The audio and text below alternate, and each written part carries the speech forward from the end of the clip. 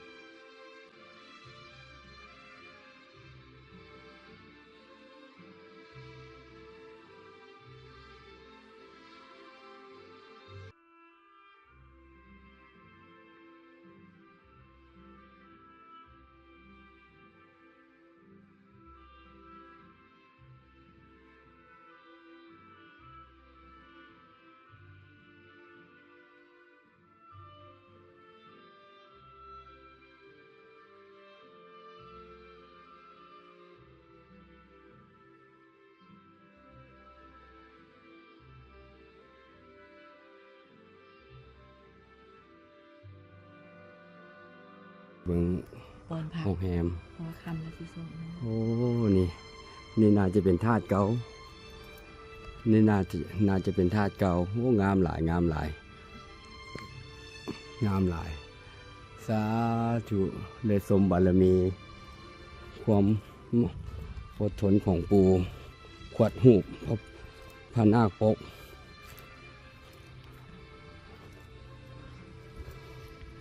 โอ้นี่นี่น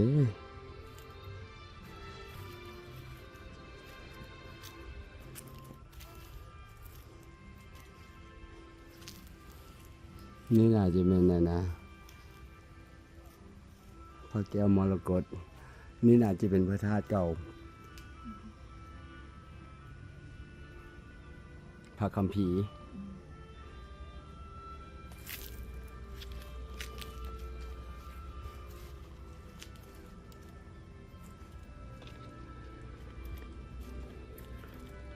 งามหลายแม่นางธรณีม้วนผม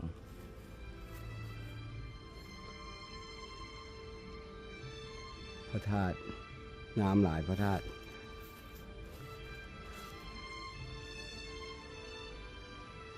โอ้นี่เป็นเสานี่เพิ่นกำลังสร้างหลวงปู่ทวดศาลหลวงปู่ทวดนี่ศาลหลวงปู่ทวดเพิ่นก็กำลังสร้างนี่เด้หลวงปู่ทวดเพิ่นกำลังสร้าง แล้วก็บึงนี่เพิ่นขวมไว้ เป็นอันกำลังเป็นศาลา โอ้งามเลยเนาะโอ้ลวดลาย เดินเอาแต่ไม้เห็ด วันนี้หลวงปู่ทวดสาธุเนี่ยเพิ่นกำลังสร้างอันนี้ก็ได้โอ้เพิ่นลวดลาวลวดไปพร้อมๆกันเลยเนาะถ้าเจ้าเบิ่งดูเพิ่นจินตนาการหั่นนะ เป็นเห็ดเองเป็น ความรู้สั้นป .4 ความรู้สั้นป .4 เลขก็นับบ่ได้เพิ่นว่า บวกลบคูณหาร บวกลบคูณหารโมเป็นเอายางก้าวไปวัดเอาว้าที่โถคนเก่งสมเป็นสมเป็น เป็นนิมิต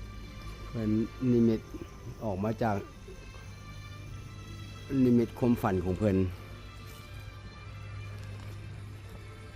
นี่นะครับมีเบิกโอ้ตัวนี้โอ้นี่ หนองน้ หนองน้ำเพิ่นบอกวันนี้แหละ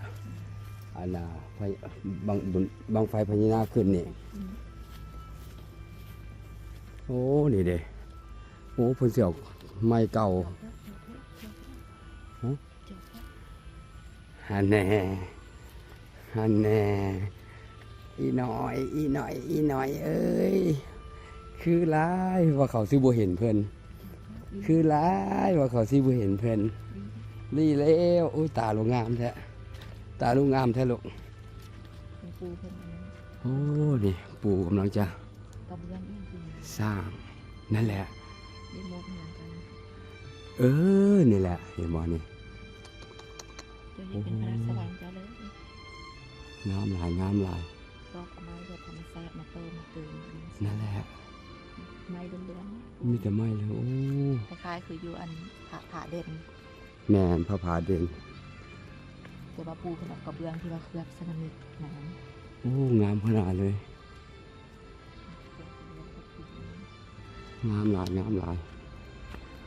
ผสมประสานนี่ประมาณเลยพื้นสีน้ำก็เป็นเอาไม้ทำ มีใครได้มาก็มาเด้อ ปูจะมีสองเป็น มาสมบุญบารมีของปู่เด้อสาธุ สีดีเลย พระศิวลีเดชาลาน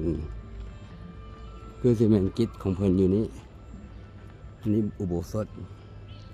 ถอดรองเท้าหมอนี่ก็มานอนอยู่นี่หมอนี่วัดสุทธิวนารามโอ้ยมีทีมงานมานำแล้ว ทีมงานกำลังนำมาพุ่นทีมงานน่ะทีมงานยองมาทีมงานยองมาทีมงานยองมานี่เด้หมอนี่ บ่มีเลยบ่มีหยัง บ่มีวะนี่ นี่นี่นะตามเอาอยู่นี่มันดังเสียงน้ำนี่ เสียงนั้นโอ้ นี่บออยู่นี่บอนะ บ่ดังเดิมเพิ่นบ่ตะกี้ก็ดัง มันนี่ลูกบ่ย่านเนี่ยหมอเนี่ยบ่ย่านเนี่ยหมอเนี่ยนี่ เมื่อก่อนเคยเป็นบ่นะต้นหดนะต้นหดไม้คือน้ำหมอกเลย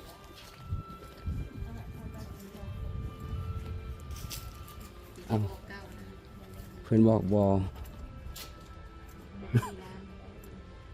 เดี๋ยว เพิ่นมาบออยู่นี่ เป็นว่ามีบ่อน้ำเป็นเป็นว่ามีน้ำ ความรู้สึกมันอย่างยอดลงตัวค่อย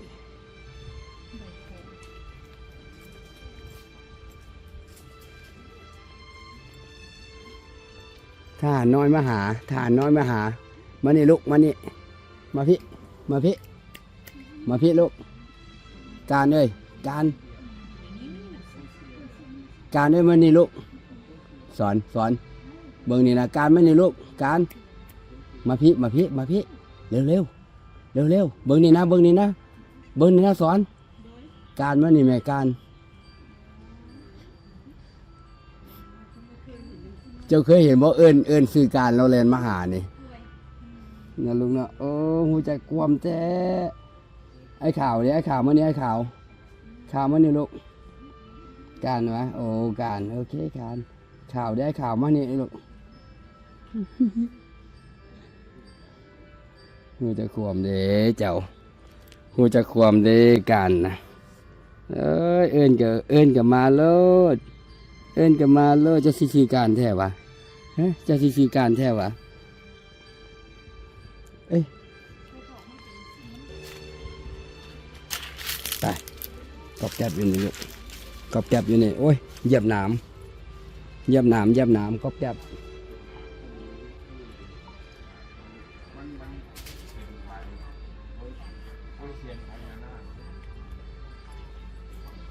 เอ้ยบ่เห็นเพิ่นแต่ว่าอาณาพระองค์นั้นเห็นเพิ่นซี่มามีบึงอยู่นี้หรือว่ากวมอยู่พุ่นน่าจะเป็นกวมอยู่พุ่นเท่านั้น คำ ไปซอกบ่นอนซอกบ่นอน จะต้องอ้อมเดี๋ยวสิบ่มีกับข้าวกินเลยฮัลโหลเป็นห่วงบายดีครับอันคือลุยเขาอยากได้อันฟาดโกโตอันสีเหลืองของอันนั้นเท่านั้น งามหลาย มันสิเป็นอัน10เท่าไหร่หันทอดทรง10นึงเท่าไหร่ งามหลาย โดย เปียกหมดเลยได้นี่หญ้านี่ อันธรรมดา หญ้าเปียกหมดแล้ว ธรรมดามี3นึง เหยียบหมดหญ้านี่ ได้สาวกองเดี๋ยว10ผัด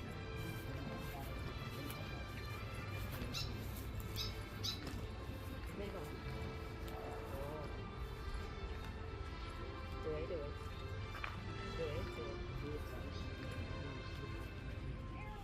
อีพ่ออีกโดยอีพ่อถามลูกเบิ่งดูเพิ่นส่งเท่าไหร่หัน10นึงเท่าไหร่ไล่ราคาส่งทำยังไง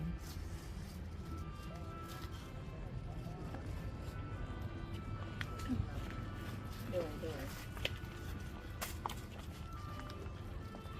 คันว่าเป็นจังได้โทรหาลูกเด้อนั่งกอดนี่มีกอดสีเหลืองนะ